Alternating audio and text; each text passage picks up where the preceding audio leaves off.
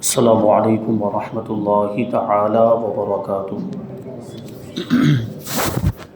نحمده ونصلی ونسلم علی رسولہ الکریم، اما بعد فاعوذ باللہ من الشیطان الرجیم، بسم اللہ الرحمن الرحیم۔ ان اللہ وملائکتہ یصلون علی النبی یا ایہا الذین آمنوا صلوا علیہ وسلموا تسلیما۔ اللہم صلی علی سیدنا ومولانا محمد معدن الجود والکرم وآلہ الکرام وابنہ الکریم وبارک وسلم صلاۃ وسلام علیک یا رسول اللہ صلی اللہ تعالی علیہ وسلم۔ سورہ فاتحہ آیت نمبر 5 کی تفسیر ہے۔ اللہ تبارک و تعالی ارشاد فرماتا ہے اہدنا الصراط المستقیم، ہمیں سیدھے راستے کی ہدایت دے، اے اللہ ہمیں سیدھے راستے پر چلا۔ اب وہی پرانا طریقہ اپنے معمول کے مطابق اس آیت کریمہ کا تعلق اس سے پہلی والی آیتوں سے بتا رہے ہیں کہ اس آیت کریمہ کا اس سے پہلے والی آیتوں سے کیا تعلق ہے۔ تو فرماتے ہیں کہ اس آیت کا پہلی آیتوں سے تعلق چند طرح سے ہے۔ پہلا یہ کہ اس سے پہلے ذکر ہوا تھا کہ ہم تجھ ہی سے مدد مانگتے ہیں۔ یہ معلوم نہیں ہوا تھا کہ کس کام میں مدد مانگتے ہیں، مطلق فرمایا گیا اور مطلق تعلیم دی گئی کہ یوں کہو کہ ہم تجھ ہی سے مدد مانگتے ہیں، لیکن کس کام میں مدد مانگتے ہیں اس کا کوئی ذکر اس سے پہلے والی آیت میں نہیں تھا۔ اب اس استمداد کی کچھ تفصیل فرمائی گئی، یعنی اس مدد طلب کرنے کی تفصیل بیان کی جا رہی ہے اس آیت کریمہ میں کہ اس میں مدد مانگتے ہیں کہ تو ہم کو سیدھے راستے پر چلا۔ یہ ایک مدد کا طریقہ ہوا، مدد طلب کرنے کا۔ اور اس سے نتیجہ یہ نکلا کہ دنیاوی اور دینی تمام کاموں میں اللہ ہی سے مدد مانگی جائے، مگر استقامت میں، دین پر قائم رہنے میں، سیدھے راستے پر قائم رہنے میں خاص طور پر مدد مانگنی چاہیے کہ یہ تمام نیکیوں کی جڑ ہے۔ دین پر استقامت اور دین پر قائم رہنا یہی تو اصل ہے۔ اگر ایمان ہی سلامت نہیں تو چاہے جتنی بھی نمازیں پڑھ لے کچھ کام آئے گی؟ کچھ کام نہیں آئے گی۔ اگر ایمان ہی سلامت نہیں، چاہے جتنے روزے رکھ لے، جتنی عبادتیں کر لے، جتنے حج کر لے اور جتنے صدقات و خیرات کر لے، زکاتیں دے دے، لیکن ایمان سلامت نہیں تو یہ سب منہ پہ مار دیا جائے گا، یہ سب کچھ بھی کام نہیں آئے گا۔ تو یہاں پر اسی وجہ سے جو بنیادی چیز ہے وہ یہ ہے کہ ایمان پر استقامت مانگی جا رہی ہے اور سیدھے راستے پر چلنے کی دعا مانگی جا رہی ہے کہ اللہ تبارک و تعالی ہمیں سیدھے راستے پر چلا۔ یہ ایک تعلق ہوا۔ دوسرا تعلق اس طرح کہ اس سے پہلے ذکر تھا کہ عبادت کا، اس سے پہلے عبادت کا ذکر تھا اور اب دعا کا ذکر ہو رہا ہے، جس میں اشارہ اس جانب ہو رہا ہے کہ عبادت کے بعد دعا مانگنی چاہیے۔ اور ہمارا یہ معمول بھی الحمدللہ، ہمارا یہ طریقہ کہ ہم ہر نماز کے بعد دعا مانگتے ہیں، 2 مرتبہ دعا کی جاتی ہے۔ اور ویسے تو امام صاحب دعا مانگتے ہیں، لیکن ہم اپنے اعتبار سے بھی دعا مانگتے ہیں۔ ہمیں کوئی خاص مسئلہ پیش آیا ہوتا ہے، کوئی مصیبت آ گئی، کوئی بیماری آ گئی، کسی چیز کی ضرورت پیش آ گئی، تو ہم الگ سے اس کے لیے دعا کرتے ہیں نماز کے بعد، نماز سے فارغ ہونے کے بعد، کیونکہ ہم نے رب کی عبادت کی ہے، اللہ تبارک و تعالیٰ کی بارگاہ میں ہم نے اپنی بندگی کا اظہار کیا۔ اب دعا مانگنی چاہیے کیونکہ عبادت کے بعد جو دعا مانگی جاتی ہے اس عبادت کے قبول ہونے کی امید زیادہ ہوتی ہے، کیونکہ اس سے پہلے ہم عبادت کر چکے ہوتے ہیں۔ اسی لیے یہ سنت بھی ہے کہ نماز کے بعد دعا مانگی جائے۔ رسول اللہ صلی اللہ علیہ وسلم بھی ایسا کیا کرتے تھے۔ یہ 2 تعلق ہوئے۔ تیسرا، اس طرح کہ اب تک عرض کیا تھا کہ خدایا ہم تیری عبادت کرتے ہیں اور تجھی سے مدد مانگتے ہیں، اور اب عرض کیا جا رہا ہے کہ تو ہمیں سیدھے راستے پر قائم رکھ، یعنی عبادت پر قائم رکھ۔ ایسا نہ ہو کہ کچھ روز عبادت کر کے ہم چھوڑ دیں، بلکہ ہمیشہ تیری عبادت میں مشغول رہیں کہ یہی صراط مستقیم ہے۔ ایمان لانے کے بعد، مومن ہو جانے کے بعد اور اللہ کی وحدانیت، رسول پاک صلی اللہ علیہ وسلم کی رسالت کی گواہی دے دینے کے بعد اب سب سے زیادہ اہم کیا چیز ہے؟ نماز۔ سب ایمان کے بعد سب سے زیادہ ضروری کوئی چیز ہے وہ ہے عبادت، اور عبادت میں سب سے اہم نماز ہے۔ تو اسی پر استقامت مانگی جا رہی ہے کہ ہم مومن تو ہو گئے، ہم ایمان والے تو ہو گئے، لیکن ہم عبادت کر سکیں اور ہم عبادت پر ہمیشہ قائم رہیں، ہمیشہ نمازیں پڑھتے رہیں، نمازی بن جائیں۔ یہ ہم خود، ہمارے اندر اتنی طاقت نہیں کہ ہم خود یہ کر سکیں گے، اس لیے اللہ سے طاقت مانگی جا رہی ہے۔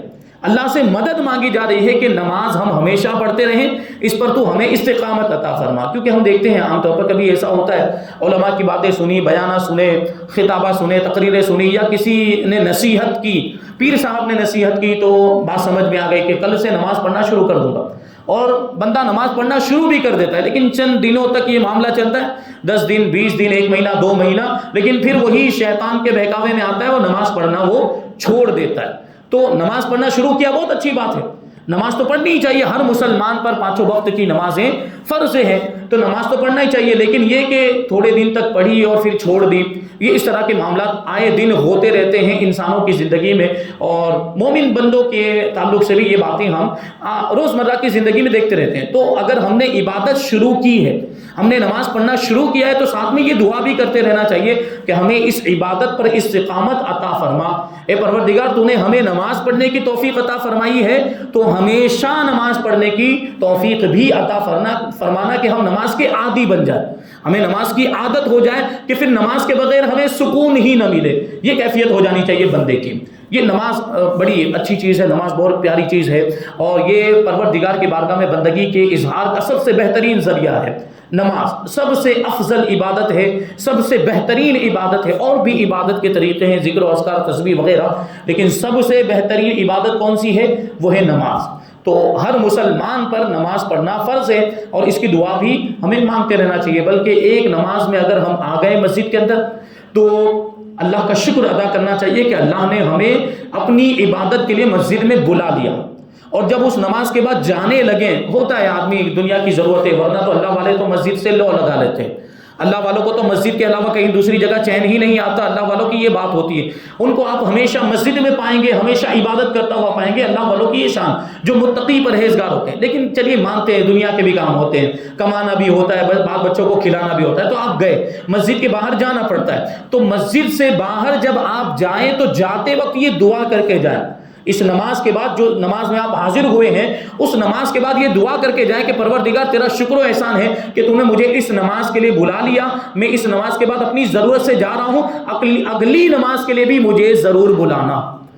یعنی مثال کے طور پر ظہر کی نماز پڑھ کے گئے تو ظہر کے بعد یہ دعا کر کے جائے کہ پروردگار عصر میں بھی بلانا، کیونکہ ہمارے اندر تو وہ طاقت ہے کہ ہم خود آ جائیں، کتنے سارے جھمیلے ہوتے ہیں، شیطان ہے، نفس ہے، اور خواہشات، دنیا کی رنگینیاں، یہ سب چیزیں ہیں، ہم کہیں بھٹک نہ جائیں مسجد سے باہر نکلنے کے بعد، تو پروردگار دوسری نماز میں ہمیں مسجد میں آنے کی توفیق عطا فرمانا اور اس کی طاقت ہمیں عطا فرمانا، اور اس طرح جو ہے ہمارا یہ سلسلہ جاری رہے، ہم ہمیشہ اس کے عادی بن جائے۔ نمازوں سے محبت ہونی چاہیے، مسجد سے محبت ہونی چاہیے، مسجد بہت پیاری جگہ ہے، اور مسجد یہ زمین کے ٹکڑوں میں سب سے بہترین ٹکڑا، یہ آپ حدیث پاک کی روشنی میں آپ کو بتاؤں کہ زمین کے ٹکڑوں میں سب سے بہترین ٹکڑے وہ ہیں جہاں مسجدیں بنی ہوئی ہے، وہ ظاہری سی بات، کیونکہ وہاں اللہ کی عبادت کی جاتی ہے، وہاں سجدے کیے جاتے ہیں، وہاں رکوع کیا جاتا ہے، اور وہاں ذکر و اذکار ہوتا ہے، اللہ کو یاد کیا جاتا ہے، تو اس سے بہتر اور کون سی جگہ ہو سکتی ہے؟ تو مسجد یہ سب سے بہترین، زمین کے حصوں میں سے سب سے بہترین حصے کی زمین، اور سب سے برے حصے کون سے؟ بازار۔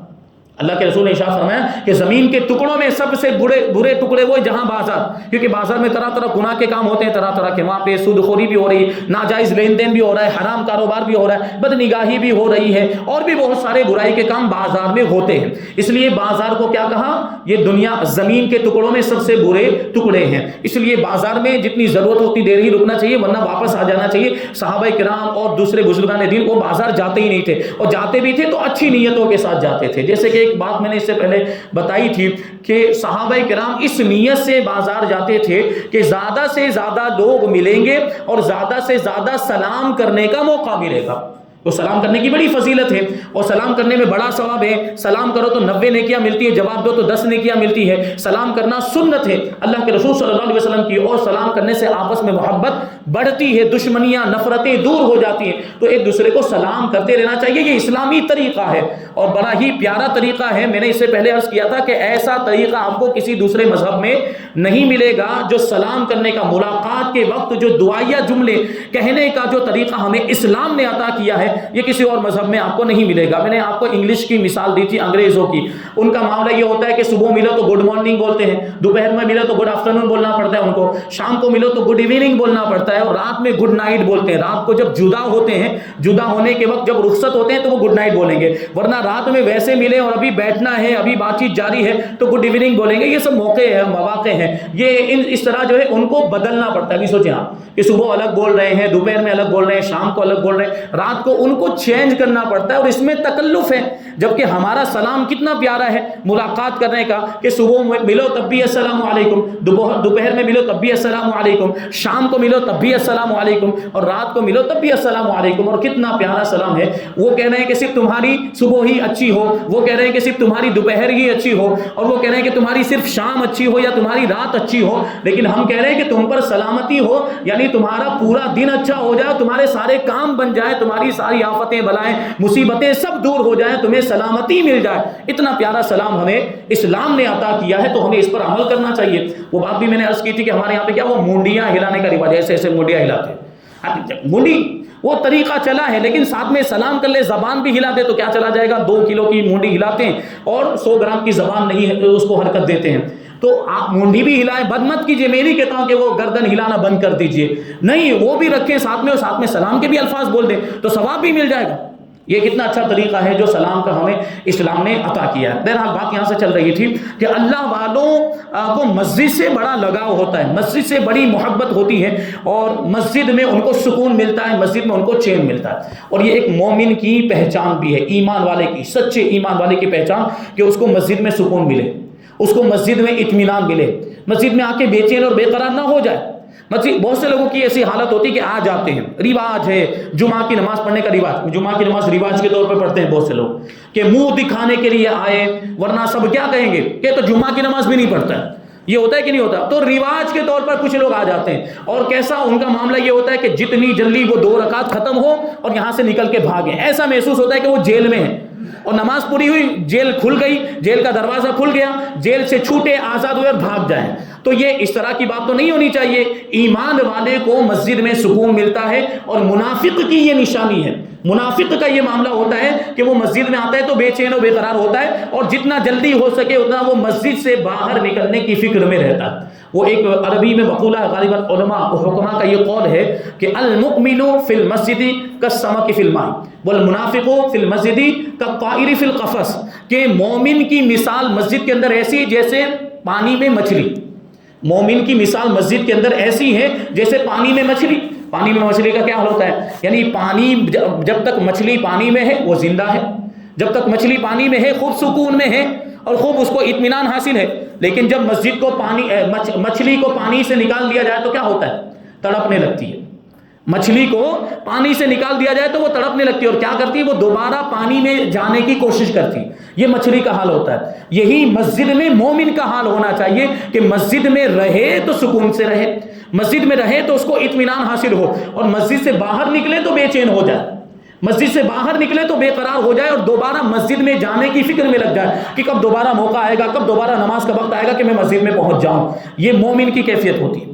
اور منافق کا حال کیا ہوتا ہے؟ فرمایا منافق مسجد میں ایسے ہے جیسے پنجرے میں پرندہ، جیسے پنجرے میں پرندہ. کیا حال ہوتا ہے پنجرے کے اندر؟ ابھی آپ پنجرے کا دروازہ کھول دو وہ اندر رکا رہے گا. پرندہ اگر آپ نے پنجرے کو کھول دیا ہے، جیسے پوپٹ ہے، طوطا، ہم نے اس کو پالا ہوا ہے، آپ پنجرے کا دروازہ کھول دیں وہ رکا رہے گا. آپ سے اتنی محبت ہو گئی اس کو، جتنے بھی زیادہ سالوں تک آپ نے رکھا ہے، لیکن آپ پنجرا کھول دیں گے وہ اڑ کر چلا جائے گا. یعنی وہ پرندہ پنجرے میں رہنا نہیں چاہتا، وہ پنجرے میں رہتے ہوئے بے چین رہتا ہے. وہ پنجرے میں جب تک ہوتا ہے وہ بے قرار ہوتا ہے، جب اس کو کھول دیا جائے تو آزاد ہو جاتا ہے. وہ پنجرے میں رہنا نہیں چاہتا. منافق کی بھی یہی مثال کہ مسجد میں اس کو سکون نہیں ملتا، مسجد میں اس کو چین نہیں ملتا، اور جتنا ہو سکے اتنا جلدی وہ باہر جانے کی فکر میں لگا رہتا ہے. تو ہم اب اپنی کیفیت پہ غور کریں کہ مسجد میں ہماری کیا کیفیت ہوتی ہے. مسجد میں آنے کے بعد ہمیں سکون ملتا ہے، یا مسجد میں آنے کے بعد ہم بے قرار رہتے ہیں اور سکون کی کیفیت نہیں رہتی، باہر جانے کی فکر میں رہتے ہیں. تو ہم اپنے ایمان کی خیر بنائیں. یہ منافقوں کا طریقہ ہے کہ ان کو مسجد میں سکون نہیں ملتا. بہرحال یہاں پر عبادت پر استقامت کی دعا مانگی جاتی ہے. یہ 3 تعلق بتائے. اب چوتھا تعلق اس طرح ہے کہ اب تک عبادت کا ذکر ہوا اور اب عرض کیا جا رہا ہے کہ اے اللہ ہم کو اس عبادت میں سیدھے راستے پر قائم رکھ، یعنی اس طریقے سے عبادت کرا کہ تیری بارگاہ میں قبول ہو. کیونکہ ہم نماز تو پڑھ لیتے ہیں، لیکن کیا کوئی بھی نمازی یہ کہہ سکتا ہے یقین کے ساتھ کہ میری نماز قبول ہو گئی؟ کوئی نہیں کہہ سکتا. کہ ہماری نماز قبول ہوئی کہ نہیں یہ ہم کو نہیں پتا. تو یہ دعا سکھائی جا رہی کہ ایسی دعا کریں کہ اس طرح کی ہم عبادت کریں، پروردگار ہم تیری عبادت اس انداز میں کریں جو تیری بارگاہ میں قبول ہو اور افراط و تفریط کے درمیان ہو، یعنی اس میں کوئی خرابی نہ آنے پائے یا اس میں کوئی اضافہ نہ ہو جائے، ایسا اضافہ نہ ہو جائے جس کی وجہ سے ہماری نماز ہی فاسد ہو جائے. جیسے نماز میں 2 سجدے کرنے ہوتے ہیں، لیکن اگر آپ نے 3 سجدے کر دے ایک رکعت کے اندر تو کیا ہو جائے گا؟ وہ نماز بھی درست نہیں مانی جائے گی. آپ یہ سوچیں کہ بھائی سجدہ کرنا تو اچھی بات ہے، آپ یہ سوچیں کہ رکوع کرنا تو بہت اچھی بات ہے، لاؤ ایک رکعت میں 3-4 رکوع کر دوں، چلے گا؟ نہیں چلے گا. اور سجدے کے بارے میں کہ 2 سجدے کرنے ہیں، آپ سوچے لا 4 کر دوں تو یہ بھی نہیں چلے گا. اور 2 سجدوں میں سے ایک کم کر دیا تب بھی نہیں چلے گا. 2 سجدے کرنے ضروری ہے، دونوں فرض ہیں. آپ نے سوچا لاؤ ایک ہی سے کام، یہ بھی تو سجدہ ہی ہے نا، لاؤ ایک تھوڑا لمبا کر لیتا ہوں تو کام چل جائے گا. تو چلے گا؟ نہیں چلے گا. ایک یعنی کم بھی نہیں کر سکتے، زیادہ بھی نہیں کر سکتے. تو ویسی عبادت کی توفیق اللہ کی بارگاہ میں مانگنی چاہیے جیسی عبادت اللہ کو پسند ہے اور جیسی عبادت اللہ کی بارگاہ میں مقبول ہوتی ہے. یہاں اس کی دعا کی جا رہی ہے.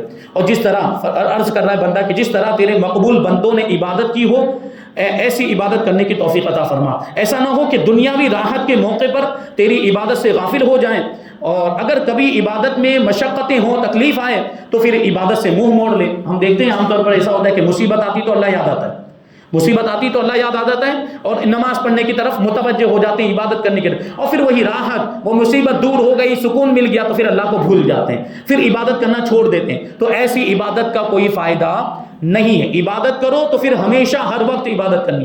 نماز پڑھنی ہے تو ہر وقت ہمیشہ کیسی بھی حالت ہو، چاہے مصیبت ہو، چاہے سکون ہو، چاہے راحت ہو، چاہے نعمت ہو، ہر حال میں ہمیں اپنے رب کو راضی کرنے کی کوشش کرنی چاہیے. اور مومن کے تو دونوں ہاتھ میں لڈو ہے. اگر آپ کو اللہ نے کوئی نعمت عطا کی ہے، اللہ نے آپ کو سکون اور راحت میں رکھا ہے، اس پر شکر ادا کریں تب بھی ثواب کے حقدار بن جائیں گے. اور اگر کوئی مصیبت آ گئی اور مصیبت پر صبر کریں تب بھی ثواب ملے گا. دونوں صورتوں میں ثواب ہی ثواب ہے. بس وہ طریقہ ہمیں وہ اپنانا ہے کہ مصیبت آئے تو ناشکری کے الفاظ زبان پہ نہیں لانا چاہیے. یہ خاص طور پر ہماری ماؤں بہنوں کے حالات یہ ہوتے ہیں کہ معاذ اللہ کبھی ایسے معاملات میں، ایسے حالات میں وہ کفری کلمات بھی بول دیتے ہیں. جیسے کبھی کسی نوجوان کا انتقال ہو جائے تو وہ گھر میں خواتین کہتی ہوئی نظر آتی ہے کہ اللہ کو ہمارا ہی گھر ملا تھا، معاذ اللہ. یہ کفری کلمہ ہے. وہ ایسا بولنے والی خاتون کافر ہو جائے گی. اللہ پر اعتراض، اللہ کی ذات پر اعتراض، اللہ پر کسی کو بھی اعتراض کرنے کا حق نہیں. اللہ کی ذات پر کسی کو بھی سوال اٹھانے کا حق نہیں. وہ جو چاہے کرے، وہ قادر مطلق ہے، وہ خالق کائنات، اس نے ہمیں پیدا کیا، وہ ہمارے ساتھ جو چاہے سلوک کرے. یہ اس کو حق ہے، اس کو اختیار، کیونکہ وہ پروردگار ہے. اس پر کسی کو اعتراض کرنے کا حق نہیں ہے. بہرحال یہاں پر 4 تعلق بتائیں. 5واں تعلق اس طرح ہے کہ عبادت وغیرہ کے بعد ہدایت کی دعا مانگنا اس لیے بھی ضروری ہے کہ بغیر ہدایت کے عبادت مقصود تک نہیں پہنچاتی. یعنی کبھی تو ایسا ہوتا ہے کہ عبادت کر رہے ہیں، خوب عبادت، لیکن ہدایت ہی نہیں. جیسے ہم گمراہ فرقوں کی بات کریں، یہ نجدی، وہابی، دیوبندی کتنی عبادت کرتے ہیں، کتنی نمازیں پڑھتے ہیں، لیکن ان کی نمازوں کا کوئی فائدہ ہے اور ان کے روزوں کا کوئی فائدہ، کیونکہ رسول پاک صلی اللہ علیہ وسلم کی شان میں گستاخی کرنے کی وجہ سے وہ دائرہ ایمان ہی سے باہر ہو گئے، یا گستاخوں کو مسلمان سمجھنے کی وجہ سے خود کافر ہو گئے. تو اب ان کی عبادتوں کا کوئی فائدہ نہیں. تو عبادت ہو تو ساتھ میں ہدایت بھی ہونی چاہیے. تو ہم عبادت کی دعا کرتے ہیں تو ساتھ میں ہدایت کی بھی دعا کریں کہ پروردگار ہمیں ہدایت بھی عطا فرما، کیونکہ بغیر ہدایت کے عبادت مقصود تک نہیں پہنچاتی. بڑے بڑے عابد، بڑے بڑے عبادت گزار آخرکار زندیق بن گئے، بے دین بن گئے اور کافر ہو گئے. جیسے کہ ابلیس اور برسیسا اور بلعام ابن باورا وغیرہ، یہ مثالیں دے رہے ہیں. ابھی ان کے واقعات آپ سنیں تو بڑی تفصیل ہے. ابلیس کے بارے میں تو آپ جانتے ہیں کہ ابلیس یہ فرشتوں کے درمیان رہتا تھا، بہت زیادہ علم والا تھا، اور اتنا زیادہ علم رکھتا تھا ابلیس کہ فرشتوں کو پڑھایا کرتا تھا، فرشتوں کا استاد تھا. لیکن کیا ہوا، اس کی عبادت دھری کی دھری رہ گئی اور اس کا علم بھی اس کو کام نہیں آیا. اور اسی علم کی وجہ سے تو اس نے گھمنڈ کیا تھا، اور حضرت آدم علیہ السلام کو جو اللہ تبارک و تعالیٰ نے سجدہ کرنے کا حکم دیا تھا تو ابلیس نے انکار کر دیا کہ میں ان کو سجدہ نہیں کروں گا، اور تکبر کیا تھا، اپنے آپ کو بڑا سمجھا تھا اور رب کی بارگاہ میں عرض کرتا ہے جبکہ اللہ تبارک و تعالیٰ نے حکم دیا، اب سارے فرشتے سجدہ کر رہے ہیں اور سارے فرشتے اللہ کے حکم کی تعمیل کر رہے ہیں، سارے فرشتے سجدے میں چلے گئے، لیکن شیطان نے، ابلیس نے سجدہ نہیں کیا تو کیا ہو گیا؟ کان من الکافرین، کافروں میں سے ہو گیا۔ دو چیزیں یہاں پر تھی اس کے کافر ہونے کی بنیاد، ایک تو اللہ کے حکم کی نافرمانی، اللہ نے اس کو حکم دیا، اس حکم پر عمل نہیں کیا، اور دوسرا ایک نبی کی شان میں گستاخی، حضرت آدم علیہ السلام کی شان میں گستاخی۔ ان دو چیزوں کی وجہ سے وہ کیا ہو گیا؟ راندہ بارگاہ ہو گیا، وہ کافر ہو گیا، اور اس کا انجام آپ دیکھیں، اب قیامت تک در بدر کی ٹھوکریں کھاتا رہے گا، اور جہنم میں سب سے پہلے داخل ہوگا یہ کافر ابلیس جہنم میں سب سے پہلے داخل ہوگا، کیونکہ جتنے بھی گناہ ہو رہے ہیں ابھی کہیں نہ کہیں اس میں ابلیس کا دخل ہے، کہیں نہ کہیں شیطان، کیونکہ لوگوں کو گناہوں پر ابھارتا ہی وہ ہے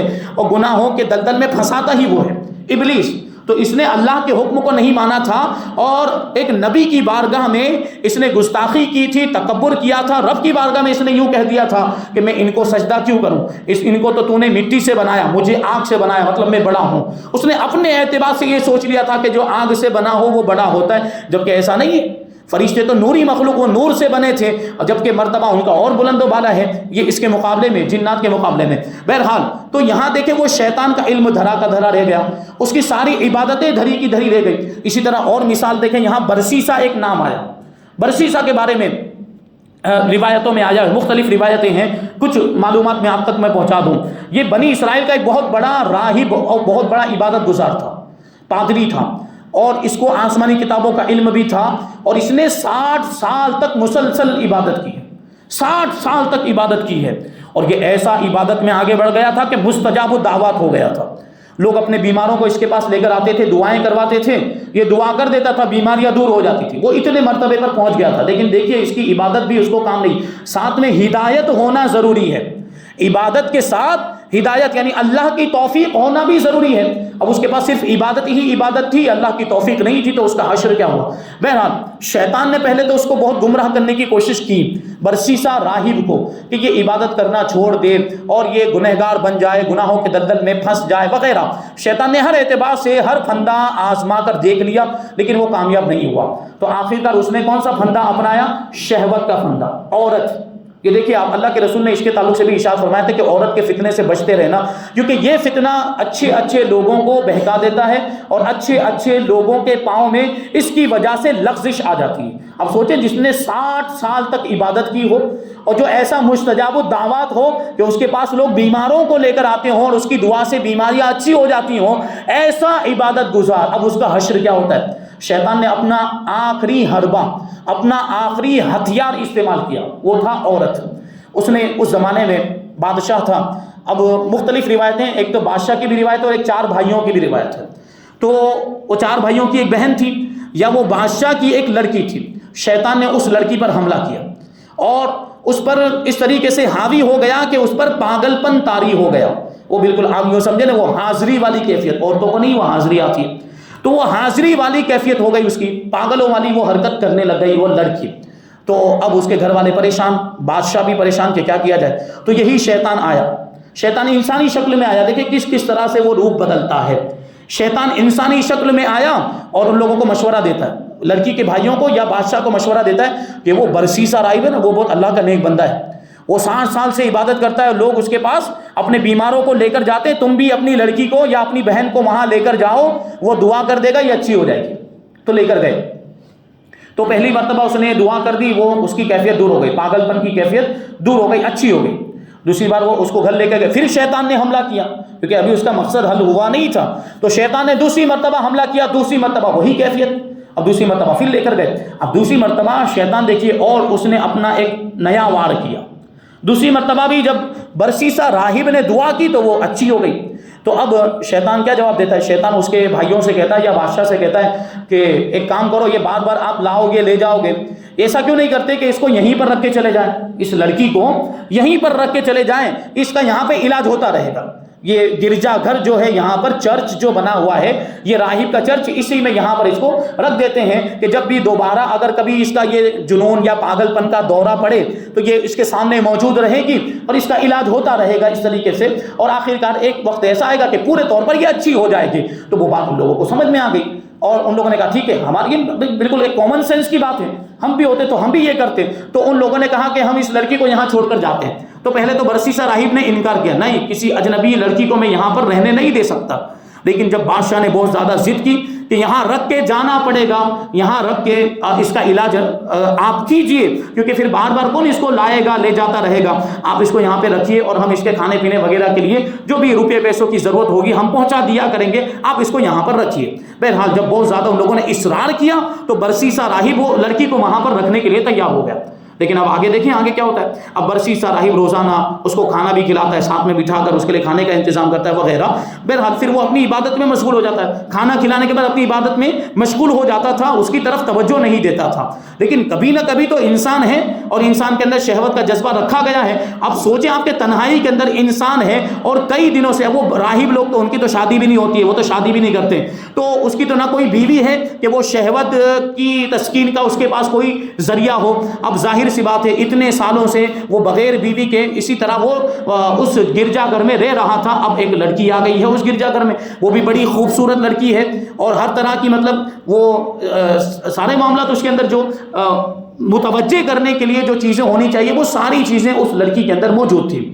اب شیطان نے اپنا وار کیا، شیطان نے بہکایا کہ یہاں یہ تیرے پاس یہ لڑکی موجود ہے، تنہائی ہے، کوئی دیکھنے والا نہیں ہے، اس کا باپ تو گھر میں ہوگا، اس کے بھائی بھی کہاں پر ہوں گے پتہ نہیں، اس کے ساتھ منہ کالا کر لے، کسی کو پتہ نہیں چلے گا۔ بہرحال اس نے موقع دیکھ کر اس کے ساتھ زنا کر لیا، اس لڑکی کے ساتھ زنا کر لیا۔ اب وہ زنا کرنے کی وجہ سے وہ حاملہ ہو گئی تو اب یہی شیطان آیا، اب شیطان اس کو ڈرا رہا ہے۔ دیکھیں شیطان نے خود ہی بہکایا، شیطان نے خود ہی یہ کام اس سے کروایا اور اب اس کو ڈرا رہا ہے، تو نے تو بادشاہ کی لڑکی کے ساتھ ایسا کام کر لیا، یا وہ اس کے بھائیوں کو پتا چلے گا، اس کے 4 بھائیوں کو پتا چلے گا تو کیا ہوگا۔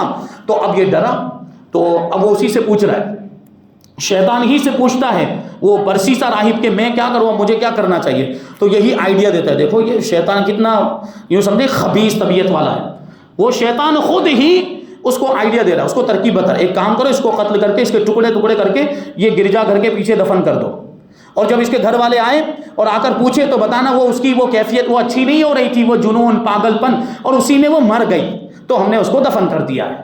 یہ کہہ دینا، اگر گھر والے آئے تو یہ جواب دے دینا۔ تو اس کو یہ آئیڈیا بہت پسند آیا، اور یہ نہیں سوچ رہا ہے کہ یہ قتل کرنا کتنا بڑا گناہ ہے۔ ایک سب سے بڑا گناہ زنا جیسا گناہ تو وہ کر چکا ہے، گناہ کبیرہ، اب یہ قتل جیسا دوسرا گناہ شیطان اس سے کروانا چاہ رہا ہے، لیکن وہ اس پر غور نہیں کر رہا ہے، وہ دنیا کے نقصان کو اپنے سامنے دیکھ رہا ہے۔ اور شیطان دیکھے کہاں تک لے جاتا ہے شیطان۔ یہ ہم کبھی ایسا ہوتا ہے نا، چھوٹے گناہ کو چھوٹا گناہ سمجھ کے کر لیتے ہیں، تو چھوٹا سا گناہ الگ کر لیتے ہیں۔ یہ ایسا نہیں ہونا چاہیے، ایسی سوچ نہیں، چھوٹے گناہ کو چھوٹا نہیں سمجھنا چاہیے، چھوٹے سے بڑے کی طرف آتے ہیں معاذ اللہ، پھر بڑے سے اس سے بڑے گناہ کی طرف جاتے ہیں، اور اس طرح اللہ کی پناہ کبھی کبھی کفر تک آدمی پہنچ جاتا ہے۔ تو یہ شیطان دیکھیں کہاں تک لے کر جاتا ہے۔ بہرحال یہ واقعہ میں آپ کو بیان کر دوں، وقت زیادہ ہو رہا ہے لیکن آپ اجازت دیں۔ تو برسیسا راہب نے اس کو یہ آئیڈیا دے کہ قتل کر کے اس کے ٹکڑے کر کے پیچھے دفنا دو۔ اب اس نے ایسا ہی کیا، اس کو قتل، لڑکی کو قتل کر دیا اور اس کو کپڑے میں لپیٹ کر وہ پیچھے۔ اب یہ شیطان دیکھیں مردود، اس کی چال دیکھیں، اس نے کیا کیا، جب اس نے دفن کیا، وہ دفن کر رہا تھا تو کفن کا ایک کنارہ اس نے باہر نکال کے اسے چھوڑ دیا، کفن کا ایک کنارہ باہر نکال کے اس نے چھوڑ دیا تاکہ پتہ چلے کہ یہاں پر اس کو دفن کیا گیا ہے۔ اب وہ تو دفن کر کے اپنا سکون سے اپنی عبادت میں مشغول ہو گیا، لیکن اب اس کی عبادت قبول ہونے والی ہے؟ اتنے بڑے بڑے گناہ کر کے بیٹھا ہے، وہ اتنے گناہ کبیرہ کا مرتکب ہو چکا۔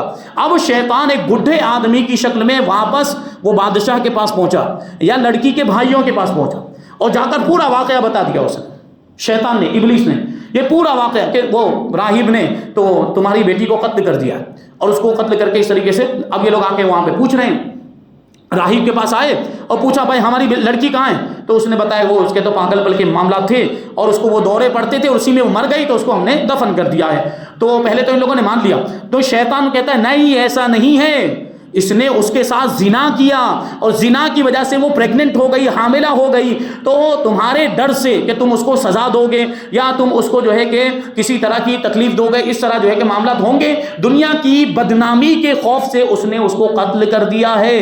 اور میں تم کو بتاؤں، شیطان کہتا ہے میں تم کو بتاؤں کہاں دفن کیا۔ وہ شیطان لے کر گیا اس کو، باقاعدہ بادشاہ کو لے کر گیا یا اس کے بھائیوں کو لے کر گیا، اور جہاں اس نے دفن کیا تھا وہاں وہ، کیونکہ کپڑا باہر نکال کے اس نے چھوڑا تھا، اب وہ کپڑا بتاتے دیکھو یہ نشانی، اب اس کو کھودا گیا، نکالا تو اندر سے لڑکی نکلی، تو سب اس کا جو راز تھا وہ فاش ہو گیا، پوری بات سمجھ میں آ گئی۔ اب وہ بادشاہ تو تھا، بادشاہ نے سزائے موت سنا دی پادری کو، برسیسا راہب کو۔ سوچیں آپ وہ کہاں سے کہاں پہنچ گیا، کتنا بڑا عبادت گزار تھا، 60 سال تک اس نے عبادت کی تھی، شیطان نے اس کو کہاں تک پہنچا دیا۔ بادشاہ نے اس کو سزائے موت سنا دی. بادشاہ نے کہا اس کو سولی پر لٹکا دیا جائے. اب سولی پر لٹکا دیا گیا, اب سزائے موت سنا دی گئی. شیطان یہاں بھی دیکھیے, شیطان یہاں بھی نہیں رکا ابھی تک. چلو اس کو تو اتنا برا انجام, کہاں تک وہ موت کی سزا مل گئی ہے, لیکن ابھی تک بھلے گناہ کبیرہ کا مرتکب ہوا لیکن ابھی تک کافر نہیں ہوا تھا. لیکن شیطان کی تو چال یہ ہوتی, شیطان کا تو مقصد ہی ہے کہ سارے انسان کافر ہو جائیں, اس کا تو مقصد ہی ہے. تو اب دیکھیں وہ یہاں پر بھی آیا, وہ جب اس کو سولی پر لٹکا دیا گیا تھا تو اس کے پاس آ کر کہتا ہے کہ اب بھی وقت ہے. شیطان ابلیس برسیسہ راہب سے کہتا ہے ابھی بھی وقت ہے, میں جو کہتا ہوں وہ کر لے تو میں تجھے یہاں سے چھڑا لوں گا اور میں تجھے جو ہے بچا لوں گا وغیرہ, اس طرح کی اس نے باتیں کی. تو وہ کہتا ہے ٹھیک ہے بتاؤ مجھے کیا کرنا پڑے گا. وہ بہکاوے میں, یہاں پر بھی بہکاوے میں آ گیا کیونکہ وہ مرتا کیا نہیں کرتا, اس طرح کے معاملات ہوتے ہیں. تو شیطان نے کیا کہا کہ تو مجھے سجدہ کر لے تو پھر میں تیری نجات کا یہ پروانہ دلا دوں گا, تجھے چھڑا لوں گا. تو وہ کہتا ہے کہ میں یہاں پہ سولی پر چڑھا ہوا ہوں, میرے جسم کو باندھ دیا گیا, میں سجدہ کیسے کروں. تو شیطان نے جواب دیا اپنے سر کے اشارے سے ہی سجدہ کر لے, میں اسے ہی قبول کر لوں گا. تو بہرحال اس نے شیطان کو سجدہ کیا. برسیسہ راہب نے شیطان کو سجدہ کر لیا. شیطان کو سجدہ کرنے کی وجہ سے کیا ہو گیا, مشرک کافر ہو گیا. دیکھو شیطان نے اس کو کہاں سے کہاں تک پہنچا دیا. اور اسی کی طرف اشارہ کرتے ہوئے قرآن مجید میں ارشاد فرمایا کہ مثل الشیطان اذ قال للانسان اکفر فلما کفر قال انی بریء منک انی اخاف اللہ رب العالمین. یعنی شیطان انسان سے کہتا ہے کفر کر کفر کر کفر کر, اور جب انسان کفر کر لیتا ہے, جب انسان کافر ہو جاتا ہے تو شیطان کیا کہتا ہے, میرا تیرے سے کوئی تعلق نہیں, میرا تیرے سے کوئی لینا دینا ہی نہیں, میں تو اللہ سے ڈرتا ہوں جو رب العالمین ہے, میں تو پروردگار سے ڈرتا ہوں. یہ شیطان کہتا ہے, جبکہ شیطان کا ایسا کہنے کا کوئی مطلب نہیں. ان دونوں کے بارے میں فرمایا گیا فکان عاقبتہما فی النار خالدین فیہا, ان دونوں کا انجام یہ جہنم کی آگ ہے, یہ دونوں جہنم میں جائیں گے. یعنی شیطان بھی جہنم میں جائے گا اور شیطان کے بہکاوے میں آ کر جس نے کفر کیا ہے وہ بھی جہنم میں جائے گا, خالدین فیہا, اور دونوں جہنم میں رہیں گے. وذالک جزاء الظالمین, اور یہ ظالموں کا بدلہ ہے, جو اپنی جانوں پر ظلم کرتے ہیں یہ ان کا بدلہ ہے. تو بہرحال یہ شیطان کا یہ جال اور شیطان کے جو اس طرح کے مکر و فریب ہوتے ہیں یہ بڑے ہی خطرناک ہوتے ہیں. تو اللہ کی بارگاہ میں ہمیشہ دعا کرتے رہنا چاہیے کہ اگر ہمیں عبادت کی توفیق عطا فرمائی تو ہمیں ہدایت بھی عطا فرمائے, شیطان سے بچنے کی بھی توفیق عطا فرمائے, شیطان سے اور نفسانی خواہشات سے اور اس طرح سے جو بھی رکاوٹیں بنتی ہیں اللہ کی عبادت میں اور اللہ سے غافل کرنے والی جتنی بھی چیزیں ہیں, اللہ تبارک و تعالی ہم کو ان ساری چیزوں سے بچنے کی توفیق اور طاقت عطا فرمائے. یہ دعا ہمیں کرتے رہنا چاہیے. اللہ تبارک و تعالیٰ کی بارگاہ میں دعا ہے کہ جو کچھ بھی بیان ہوا اس پر ہم سب کو عمل کرنے کی توفیق عطا فرمائے اور نور قرآن سے ہم سب کے دلوں کو روشن اور منور فرمائے. وما علینا الا البلاغ. السلام علیکم.